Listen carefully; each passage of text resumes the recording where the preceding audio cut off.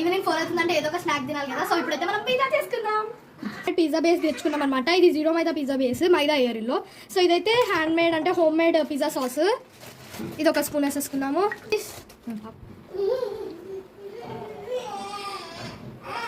అయితే మనం tomato ketchup వేసుకుందాము. ఇప్పుడు ఈ సాసెస్ అన్ని మనం నీట్గా మిక్స్ చేసుకుందాం అనమాట. చేసుకొని స్ప్రెడ్ చేసేసుకుంటే సో మేమైతే ఆల్రెడీ ప్రీ హీట్ చేసి పెట్టుకున్నాం అనమాట. 5 minutes అవుతుందేమో పెట్టి. ఏది చీజ్. సో ఇప్పుడైతే మనం చీజ్ కొంచెం వేసుకున్నాము. దాని తర్వాత వెజ్జెస్ వేసుకొని మళ్ళీ దాని మీద చీజ్ వేసుకున్నాము. సో మేమైతే టమాటో, ఆనియన్ ఇంకా క్యాప్సికమ్ వేస్తున్నాము. ఇంకా మీకు స్వీట్ కార్న్ ఇంకా పన్నీర్ ఏమైనా వేసుకోవాలనిపిస్తే కూడా వేసుకోవచ్చు. మేమైతే వెజ్జెస్ అన్నీ వేసేసుకున్నాము. ఇప్పుడు దీని మీద కూడా చీజ్ వేసుకోవచ్చు. సో మేమైతే చీజ్ వేసేసుకున్నాము. ఇప్పుడు ప్రీ హీట్ చేసిన గిన్నెలో ఈ పిజ్జా పెట్టేసి 15 to 20 minutes బేక్ చేసేస్తే మీ పిజ్జా రెడీ అయిపోతుంది. పాత్రం ఎక్కువ అండి, అందుకే చూపే బుద్ధికే తినేస్తున్నాము.